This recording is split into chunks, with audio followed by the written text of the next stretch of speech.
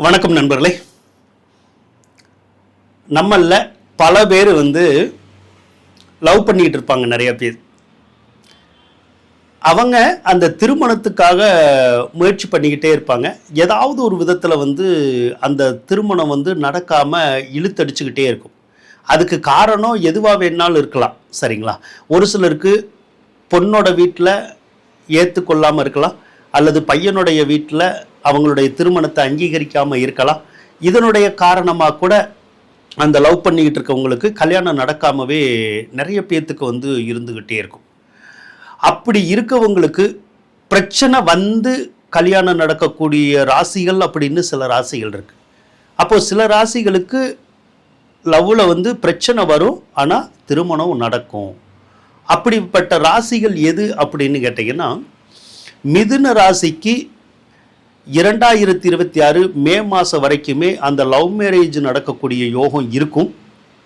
கெட்ட பேர் எடுத்து நடக்கணும்னு இருக்கும். அப்போ நீங்கள் என்ன பண்ணக்கூடாது, தேவையில்லாமல் வீட்டுக்கு தெரியாமல் திருமணம் பண்ணணும் அப்படின்னு நினைக்கக்கூடாது. ஒருவேளை நீங்கள் வீட்டுக்கு தெரியாமல் கல்யாணம் பண்ணணும் அப்படின்னு நினச்சி தனிப்பட்டு போய் ரெஜிஸ்டர் ஆஃபீஸில் யாருக்கும் தெரியாமல் கல்யாணம் பண்ணினாலோ, அல்லது வீட்டை விட்டு வெளியே போனாலும் உங்களுக்கு காரியம் நடக்கும், கல்யாணம் நடக்கும். அதில் ஒன்றும் மாற்று கருத்து இல்லை.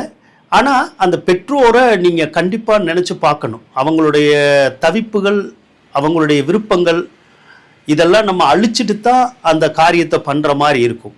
அதனால் மிதுன ராசிக்காரவங்க திருமணம் பண்ணுங்க, லவ் மேரேஜ் பண்ணுங்க, ஆனால் பெற்றோர் சம்மதத்தோடு பண்ண முயற்சி பண்ணுங்க. அடுத்து கடகராசிக்கும் சிம்ம ராசிக்கும் அதே போல தான் இருக்குது. அதாவது ஏதாவது ஒரு பிரச்சனை ஏற்கனவே லவ் பண்ணிக்கிட்டு இருந்தால் கல்யாணம் பண்ணணும் அப்படிங்கிற ஒரு விதி இருக்குது. அப்போ இந்த 2026 வருடம் முழுவதுமே லவ் மேரேஜ் நடக்கக்கூடிய பாக்கியம் இருக்குது. அப்போ லவ் பண்ணிக்கிட்டு இருக்கவங்க கல்யாணம் பண்ணலாம், ஆனால் பெற்றோருடைய சம்மதம் இல்லாமல் தயவு செய்து பண்ணாதீங்க.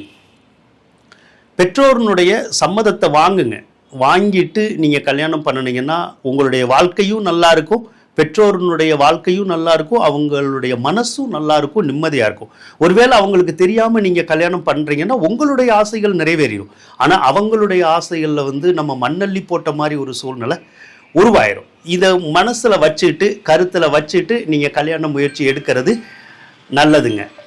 வாழ்த்துக்கள் நண்பர்களே.